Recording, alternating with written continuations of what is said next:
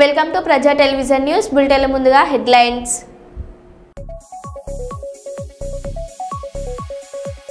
వరంగల్ ఉమ్మడి జిల్లాలలో నవంబర్ 8, 9 తెలంగాణ జాగృతి జనం బాట విజయవంతం చేయాలి.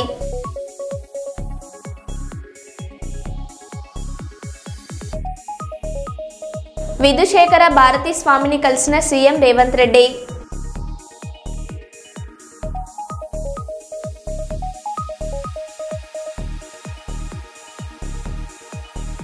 తుగ్గలి మండలం రాతన గ్రామంలో ఉల్లి పంట గ్రేడింగ్ పరిశీలించి రైతులతో మాట్లాడిన జిల్లా కలెక్టర్ డాక్టర్ ఏ సిరి.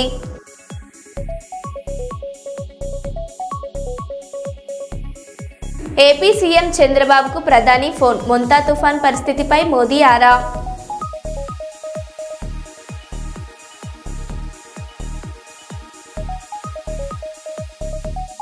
కేటీఆర్ చొరవతో స్వదేశానికి చేరుకున్న గల్ఫ్ బాధితుడు.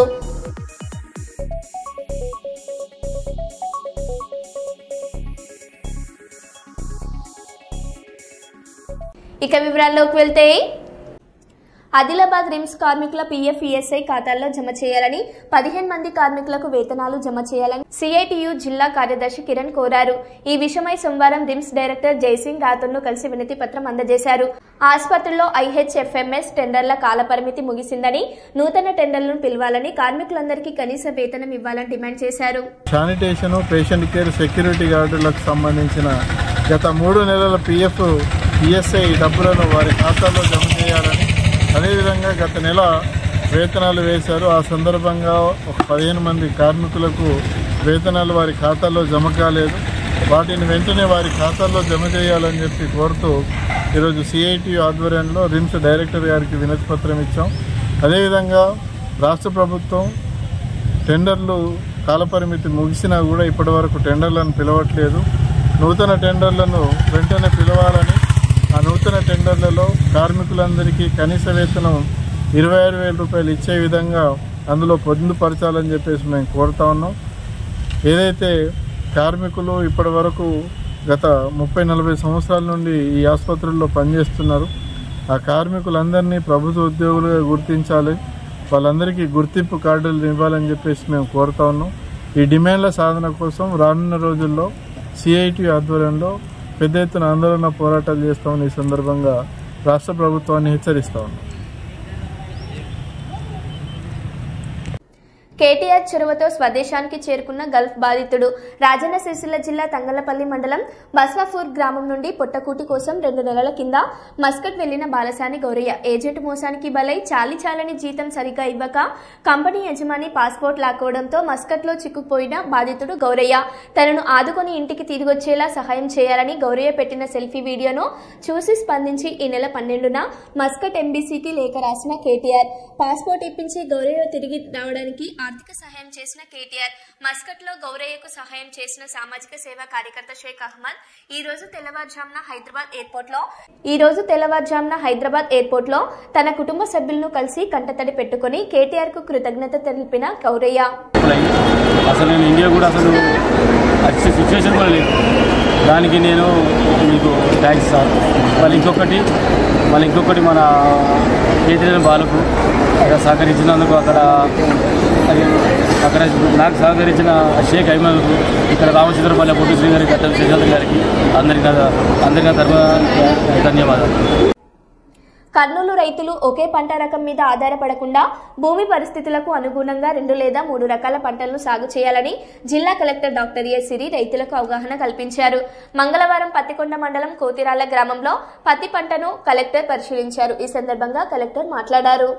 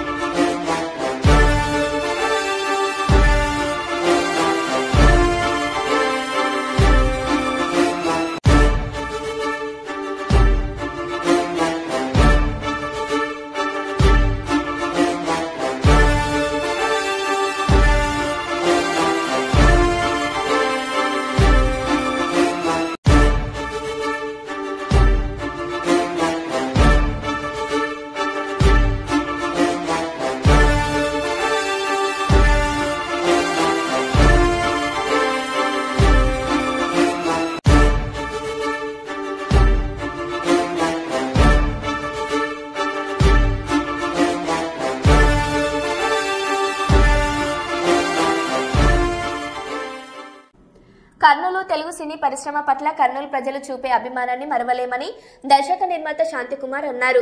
బ్రహ్మ ఆర్ట్స్ క్రియేషన్స్ పథకం 3-2-1 అనే టైటిల్ తో నిర్మిస్తున్న చిత్రం షూటింగ్ సందర్భంగా చిత్ర యూనిట్ కర్నూలుకు విచ్చేసింది. ఈ సందర్భంగా స్థానిక రవీంద్ర ఇంజనీరింగ్ కాలేజ్ లో ఏర్పాటు చేసిన కార్యక్రమంలో చిత్ర దర్శకుడు నిర్మాత శాంతికుమార్ మాట్లాడారు. అందరికీ హృదయపూర్వక నమస్కారాలు చెప్తున్నానండి. నా పేరు చిలుముల శాంతికుమార్. నేను ఈ సినిమాకి ప్రొడ్యూసర్, రైటర్ అండ్ డైరెక్టర్. ఇంతకుముందు నేను 3 సినిమాలు చేస్తున్నాను. మూడింట్లో 2 తెలుగు ఫిల్మ్స్. అందులో మొట్టమొదటి సినిమా అమెరికా ఇట్ ఇండియా 2001లో చేసిన దానికి కాంస్య నంది వచ్చింది. అలాగే 3వ సినిమాగా ఆత్రేయ చేసిన దానికి గోల్డెన్ నంది బెస్ట్ చిల్డ్రన్స్ ఫిల్మ్గా వచ్చింది 2014లో. ఇది నా 4వ సినిమా. ఈ సినిమా కాన్సెప్ట్ వచ్చేసి లవ్ మ్యారేజ్ వర్సెస్ అరేంజ్డ్. సాధారణంగా కాన్ఫ్లిక్ట్ ఉంటుంది అందరికీ, లవ్ మ్యారేజ్ బెటరా, అరేంజ్ మ్యారేజ్ బెటరా అనేది. సో ఈ సోషల్ ఎలిమెంట్ని తీసుకొని ఈ కథని రాసుకోవడం జరిగింది. ఇది ప్రతి ఒక్కరూ ఫ్యామిలీలో తల్లిదండ్రులు, పిల్లలు అందరూ చూడడానికి సినిమా. సో ఇది అందరూ ఎంజాయ్ చేస్తారు, అందరికీ నచ్చుతుందని నేను భావిస్తున్నాను. ఇది క్లుప్తంగా కాన్సెప్ట్. అంతేకాకుండా ఈ సినిమా ఇంకో విశేషం ఏంటంటే ఏపీ ఫిల్మ్ ఛాంబర్ తరఫున మొట్టమొదటి సినిమా తెలిసి చాలా సంతోషం వేసింది. ధన్యవాదాలు. సో మొట్టమొదటి సినిమాగా ఏపీ ఫిల్మ్ ఛాంబర్ తరఫున వచ్చింది, నిజంగా చాలా హ్యాపీగా ఉన్నాను. Thank you. Andhra Pradesh Telugu film chamber తరఫున మొట్టమొదటి cinema. Andhra Pradesh Telugu film chamber of commerce తరఫున మొట్టమొదటి సినిమాగా 3-2-1 అనే సినిమాని ఇక్కడ ప్రారంభించడం జరిగింది. ముఖ్యంగా మా చైర్మన్ గారు టీజీ వెంకటేష్ గారి ప్రోద్భావం, సపోర్ట్ వల్ల ఇక్కడ ఇండస్ట్రీ స్థిరపడడానికి అనేక రకాల సౌకర్యాలు కల్పించడం జరుగుతుంది. ముఖ్యంగా ఈ సినిమా చాలా బాగా చేశారు. ఇక్కడ 20 రోజులు పైన షూటింగ్ జరిగింది. అలాగే చైర్మన్ తరఫున ఫస్ట్ సినిమాగా నమోదు కావడం మాకు చాలా సంతోషంగా ఉంది. ఈ సినిమాలో నటిస్తున్నటువంటి హీరో, హీరోయిన్లు కానీ చాలా చక్కగా చాలా బాగా చేశారు. వాళ్ళకి మన ఛాంబర్ తరఫున మంచి ఫ్యూచర్ ఉంటుంది. అలాగే ఇంకా రకరకాల సినిమాలు కూడా ఇక్కడ మొదలు పెట్టడానికి ప్లాన్ చేస్తున్నాం. మిగతా వాళ్ళు కూడా మా ఇండస్ట్రీ మీద సపోర్ట్ చేసి, ఎందుకంటున్నామంటే తెలంగాణలో ఉంది కాబట్టి తెలుగు ఫిల్మ్ ఇండస్ట్రీ తెలంగాణ, ఇక్కడ ఆంధ్రప్రదేశ్లో సినిమా ఇండస్ట్రీ లేదు. కర్నూలులో మొట్టమొదటిగా మేము ప్రారంభించడం జరిగింది. ఈ కర్నూలు అనేది అన్ని రకాలుగా సౌకర్యవంతమైన ఏరియా, లొకేషన్లు కానీ, తర్వాత ట్రాన్స్పోర్టేషన్ పరంగా కానీ 5 నేషనల్ హైవేలు ఉన్నాయి. ఇక్కడ ఎయిర్పోర్ట్ ఉంది, మంచి మంచి లొకేషన్లు ఉన్నాయి. ఇక్కడ తీసిన ప్రతి సినిమా కూడా సూపర్ డూపర్ హిట్లు అయ్యాయి. ఈ సినిమా కూడా మా చేంబర్ తరఫున వాళ్ళకి శుభాకాంక్షలు తెలుపుతున్నాం.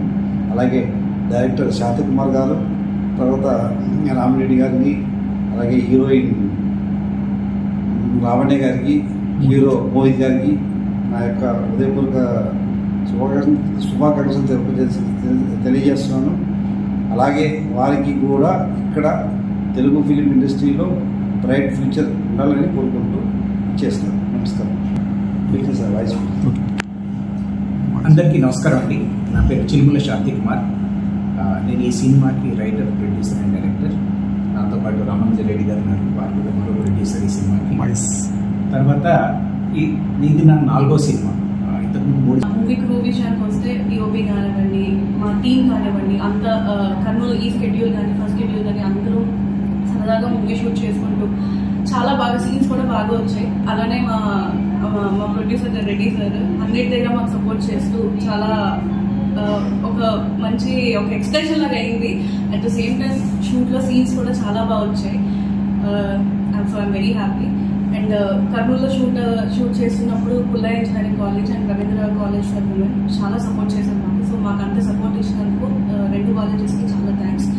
అండ్ ఇక్కడికి వచ్చాక తెలిసింది Andhra Pradesh Telugu film chamber of కామర్స్లో రిజిస్టర్ అయిన ఫస్ట్ ఫిలిం మాదేనని. సో ఈ ఫిలింలో ఫిలిం ఛాంబర్లో మా మూవీలో ఫస్ట్ రిజిస్టర్ అయ్యి నేను మోహితల హీరోయిన్గా చేస్తున్నందుకు అది మాకు చాలా ప్రౌడ్ మూమెంట్. సో ఇప్పటికీ అది మాకు గుర్తుండిపోతే ఛాంబర్ నుంచి కూడా మాకు ఎంత సపోర్ట్ ఇస్తున్నందుకు చాలా థ్యాంక్స్. సో మీ అందరి బ్లెస్సింగ్స్ మాకు రావాలి. ఆంధ్రప్రదేశ్ జనాలు అందరూ మా మూవీని బ్లెస్ చేసి మా మూవీని మంచిగా ఇచ్చారని. Thank you. తెలంగాణ జాగృతి జనంబాట విజయవంతం చేయాలి. జిల్లా అధ్యక్షులు శ్రీశైలం అధ్యక్షతన జరిగిన సమావేశంలో జాగృతి రాష్ట్ర మహిళా అధ్యక్షురాలు మారపల్లి మాధవి మాట్లాడుతూ చారిత్రాత్మక నేపథ్యం కలిగిన వరంగల్ ఉమ్మడి జిల్లాలలో నవంబర్ 8-9 తేదీలలో జాగృతి జనంబాట కార్యక్రమాన్ని నిర్వహిస్తున్నట్టు తెలిపారు. పవిత్ర పుణ్యస్థానాలు కిలా వరంగల్ కోట, 1000 స్తంభాల గుడి, భద్రకాళి దేవాలయంను జాగృతి చీఫ్ కల్వకుంట్ల కవిత గారు సందర్శిస్తారని తెలియజేశారు. ఆదివాసీ జాగృతి రాష్ట్ర అధ్యక్షులు లోకిని రాజు మాట్లాడుతూ జాగృతి జనంబాట కార్యక్రమం భాగంగా వరంగల్ జిల్లాలోని మేధావులు, ప్రొఫెసర్లు, న్యాయవాదులను, డాక్టర్లు, ఇంజనీర్లు, జర్నలిస్టులు, కుల ప్రజా సంఘాల నేతలను కలిసి జాగృతి జనబాట కార్యక్రమంలో మమేకం కావాలని కోరారు.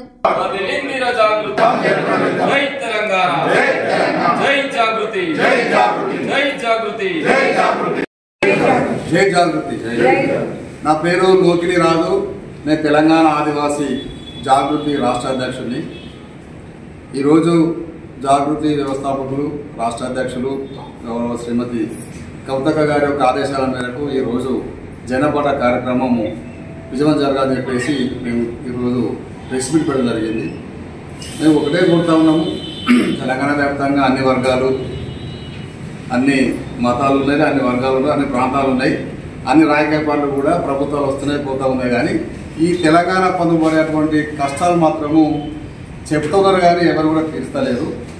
ఏదైతే గత కేసీఆర్ ప్రభుత్వం ఇచ్చినటువంటి సమస్యలు ఉన్నాయో, ప్రజలకు ఇచ్చిన మాటలు, అలాగే కాంగ్రెస్ ప్రభుత్వం ఇచ్చినటువంటి హామీలు ఉన్నాయో అవి పూర్తిగా ఆ ప్రభుత్వాలు నెరవేర్చేస్తున్నారు. కాబట్టి ఏవైతే ప్రజలలో హామీ ఇచ్చినటువంటి ఏవైతే సమస్యలు ఉన్నాయో ఆ సమస్యలని కవితక్క గారు తీసుకొని జనపాట కార్యక్రమం మీద అన్ని వర్గాలని, అన్ని కుల సంఘాలని, మేధావులని, ప్రముఖులని అందరితోటి మమేకం అవుతూ ఈ తెలంగాణ ఇప్పటి కూడా ఏ ప్రభుత్వం కానీ, ఏ మంత్రులు కానీ, ఏ ఎమ్మెల్యేలు కానీ రాజకీయాలు తప్ప ప్రజల సమస్యల మీద మాట్లాడేటువంటి శక్తి కానీ, ధైర్యం కానీ ప్రజల మధ్య వచ్చి మాట్లాడతలేరు. ఏమున్న ఎన్నికలు వాళ్ళ యొక్క రాజకీయ మాను తప్ప వేరే విషయాలు లేవు. ఇలా ఏకైక తెలంగాణలో ఒక ఆడబిడ్డగా పుట్టి ఈ తెలంగాణలో ప్రధాన ప్రతిపక్ష పార్టీలు కొన్ని ఉన్నప్పటికీ, ఇలా జాతీయ పార్టీలో ఉన్నప్పటికీ, అదేవిధంగా ప్రాంతీయ పార్టీగా ఉన్నటువంటి బీఆర్ఎస్ ఉన్నప్పటికీ కూడా కనీసం వాళ్ళు ప్రతిపక్ష పాత్ర పోషించినటువంటి పరిస్థితుల్లో లేదు. ఈ రోజు జనం కోసం, ప్రజల కోసం ఇచ్చిన హామీలను నెరవేర్చడం కోసం తెలంగాణ జాగృతి తన గలాన్ని ఎత్తింది. అందులో భాగంగా అనేక సమస్యలను కూడా ప్రభుత్వం పైన ఎగరు పెట్టినటువంటి సంస్థ, ఏకైక సంస్థ కేవలం తెలంగాణ జాగృతి. ఇలా నిరుద్యోగులను మోసం చేసే విధంగా టీజీపీఎస్సీ సంబంధించినటువంటి నియామకాల్లో వ్యతిరేక ఉద్యమాలను నిర్మించినటువంటి గడ్డ. కాబట్టి ఇక్కడ ఉన్నటువంటి మేధావులు కానీ, విద్యార్థులు కానీ, యువజన నాయకులు కానీ, జర్నలిస్ట్ మిత్రులు కానీ మీరందరూ కూడా సమాలోచన చేయాలి. మీతో మా పాటు మేము మమేకమైపోయి మేధోమదనం చేసుకొని రాబోయే తెలంగాణలో ఒక బంగారు తెలంగాణ అంటే ఏదైతే సామాజిక తెలంగాణ నిర్మించుకోవాలనుకుంటున్నామో అందులో అన్ని వర్గాలకు కూడా పెద్దపీట వేసే విధంగా, అన్ని వర్గాలు కూడా చట్టసభలకు వచ్చే విధంగా, ఏదైతే కులాలు ఇప్పటివరకు అసెంబ్లీ గేట్లను కూడా చూడనబడినటువంటి కులాలు ఉన్నాయి, అట్లాంటి కులాలకు కూడా ప్రాతినిధ్యం ఉండే విధంగా అది కేవలం కవిత గారి ద్వారానే సాధ్యమైంది. ఈ యొక్క 4 నెలల సుదీర్ఘ పర్యటన తర్వాత కూడా ఒక రాజకీయ పరమైనటువంటి నిర్ణయానికి కూడా తెలంగాణ జాగృతి రాబోతా ఉన్నది. కాబట్టి మహబూబ్నగర్ జిల్లాలో పర్యటన జరుగుతున్నది. దానిలో భాగంగానే వచ్చే ఈ నెల 8-9 తారీఖులలో వరంగల్ అండ్ హన్మకొండ 2 జిల్లాలకు కలుపుకొని జాగృతి జనబాట కార్యక్రమం జరుగుతుంది. జాగృతి ఆధ్వర్యంలో నిర్వహించడం జరుగుతుంది. కాబట్టి ఈ జాగృతి జనంబాట కార్యక్రమానికి మేమందరం ప్రజలందరినీ ఆహ్వానిస్తున్నాం. మేధావులు, జర్నలిస్టులు, ఉద్యమకారులు, అదేవిధంగా ప్రొఫెసర్స్, రిపోర్టర్స్, కుల సంఘాల నాయకులు, అన్ని కులాలకు సంబంధించినటువంటి ఉన్నటువంటి కుల సంఘాల నాయకులతో పాటు అణగారిన వర్గాలకు సంబంధించినటువంటి కూడా వారిని కూడా గుర్తించేసి వారిని కూడా ఆహ్వానించడం జరుగుతున్నది. కాలేజీలకు సంబంధించినటువంటి విద్యార్థులు, యూనివర్సిటీలకు సంబంధించినటువంటి విద్యార్థులు, ప్రొఫెసర్స్ ప్రతి ఒక్కరిని జాగృతి జనపాట కార్యక్రమానికి స్థలాలను కూడా ప్రత్యేకమైనటువంటి స్థలం కూడా సందర్శించడం జరుగుతుంది. ఎవరైతే ప్రొఫెసర్స్, జర్నలిస్టులు, మేధావులు ఉన్నారో వాళ్ళని కూడా కలిసి వారి యొక్క ఆలోచన కూడా తీసుకోవడం జరుగుతుంది. ఈరోజు సామాజిక తెలంగాణ సాధించేటువంటి విషయంలో ఒక్కొక్కరి ఆలోచనలు పంచుకొని మీ అందరి ఆలోచనల మేరకు, మీ అందరి సలహా సూచనల మేరకు జాగృతిగా మేము ముందుకు వెళ్ళాలి అని చెప్పేసి అనుకుంటున్నాం. కాబట్టి ప్రతి ఒక్కరు ఈ జాగృతి జనపాటలో కలిసి వచ్చి మీ యొక్క ఆలోచనలు, మీ యొక్క సలహాలను మాకు అందించాలి. మీ యొక్క సలహాల మేరకు మేము భవిష్యత్తులో ముందుకు వెళ్ళాలని చెప్పేసి అనుకుంటున్నాం. ఇప్పటికీ ఎన్నో విధాలు అవదవకులను, అడుగుదొక్కులను ఎన్నో ఎదుర్కొని ఇక్కడికి ముందుకు రావడం జరుగుతుంది. ఎన్ని అవతరణలు వచ్చినా, ఎన్ని సమస్యలు వచ్చినా కూడా మా కార్యక్రమాన్ని ఆపేయలేదు. మేము ఇలాగే ముందుకు కొనసాగిస్తాం. కాబట్టి ప్రజల యొక్క ఆశీర్వాదం మీ మద్దతు ఉండాలని కోరుకుంటున్నాం. Thank you. మారపల్లి మాధవి, తెలంగాణ జాగృతి రాష్ట్ర మహిళా అధ్యక్షురాలు. మొన్న కర్నూలు బస్ ప్రమాదానికి కారణం కూటమి ప్రభుత్వం. వైసీపీ అధికార ప్రతినిధి శ్యామల ఆ టైంలో మందు అమ్మకపోయి ఉంటే బైకర్ బతికి ఉండేవాడు. ఆ 20 మంది ప్రాణాలు నిలబడేవి. మొన్న ఇష్యూ కూడా అంటే మా బాధ ఏంటంటే ఎక్కడో అక్కడ అంటే ఇప్పుడు మొన్న అంతమంది ప్రాణాలు పోయాయి కదా, ఆ బైకర్ కూడా ప్రాణాలు కోల్పోయాడు కదా. 2 వ్యక్తులు ట్రావెల్ చేస్తుంటే శివశంకర్ అనే వ్యక్తి ఇదయ్యాడు, ఇంకో మనిషి ప్రాణాలు కోల్పోయాడు కదా. ఆ మద్యం గనక అవైలబుల్ గా లేకపోయి ఉంటే ఆ టైంకి అక్కడ ఆ మద్యం కొనుగోలు చేయకుండా అతను మామూలుగా వెళ్ళుంటే అతను బతికేవాడు, ఆ 19 మంది ప్రయాణికులు బతికేవాడు. ఈ రోజున ఒక మాంసపు ముద్దల్లా ఉన్న ప్రయాణికులని ఒక DNA టెస్టుల ద్వారా ఎవరిది ఏంటి అని చెప్పి వాళ్ళ కుటుంబ సభ్యులకి అప్పగిస్తున్నటువంటి పరిస్థితి. ఇంత విషాదకర ఘటన అవసరమా రాష్ట్రంలో మనకి? ఒక తల్లి తన బిడ్డ కాలిపోకూడదని చెప్పి ఇలా పట్టుకుని తను దహనం అయిపోతూ ఆ బిడ్డను కాపాడే ప్రయత్నం చేసిన హృదయ వికారమైనటువంటి ఆ సంఘటన చూడాల్సిన కర్మ ఏంటి మనకి? దేనికి లింకప్ అయి ఉంది ఇదంతా? మద్యం మాఫియా కాదా?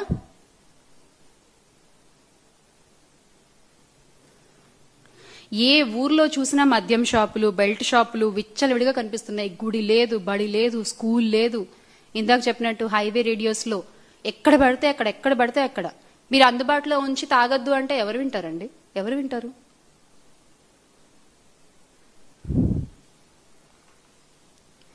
రాష్ట్రంలో ఈ రోజున మహిళలపై జరుగుతున్న అఘాయిత్యాలకు కూడా ఈ మద్యం మాఫియానే ఒక కారణం అని చెప్తాను నేను నిస్సంకోచంగా. నిన్నటికి నిన్న కూడా ఒక న్యూస్ చూసాం. ఒక 20 రూపాయల కోసం ఒక పిల్లోడు పక్క పిల్లోడి గొంతు కోసేసిన వైనా మనం చూసాం. ఏంటిది?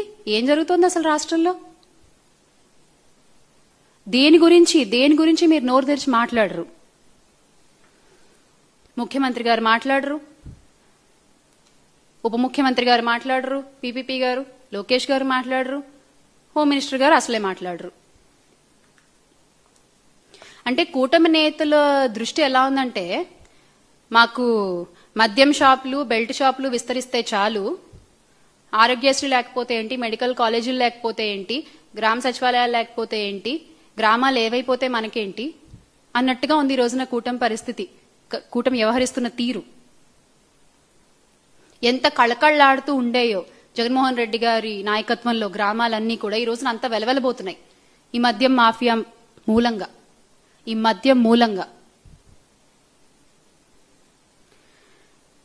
జగన్ గారు ఎంత సంక్షేమ పాలన అందించారో అంతకంత. హరీష్ రావుకు పితృవియోగం, వృద్ధాప్య సమస్యలతో హరీష్ రావు తండ్రి సత్యనారాయణరావు కన్నుమూత. సత్యనారాయణరావు మృతి పట్ల దిగ్భ్రాంతి వ్యక్తం చేసిన కేటీఆర్ ఇతర బీఆర్ఎస్ నాయకులు.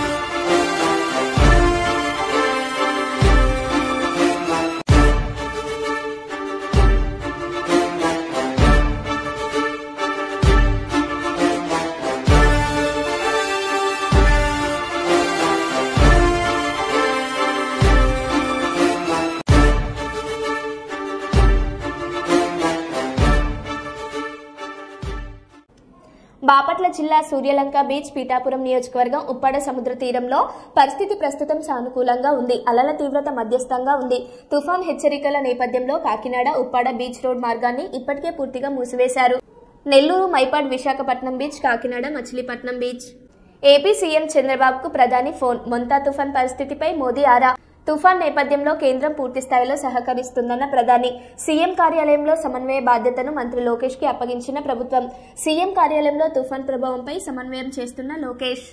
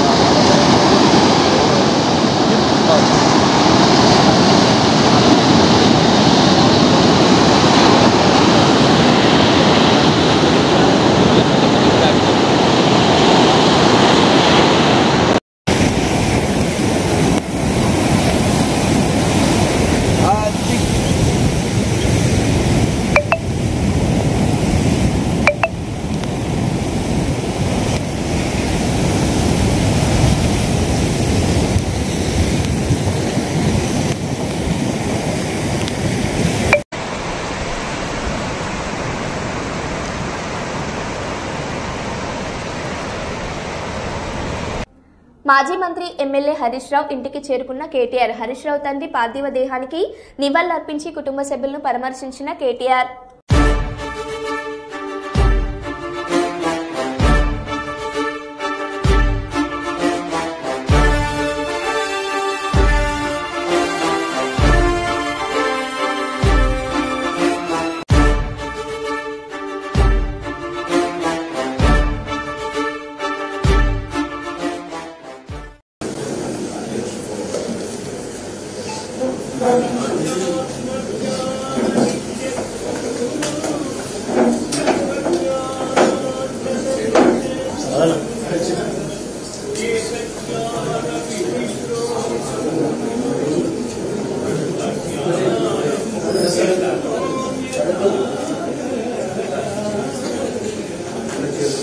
మరో బులెటిన్లో మళ్ళీ కలుద్దాం. Stay tune.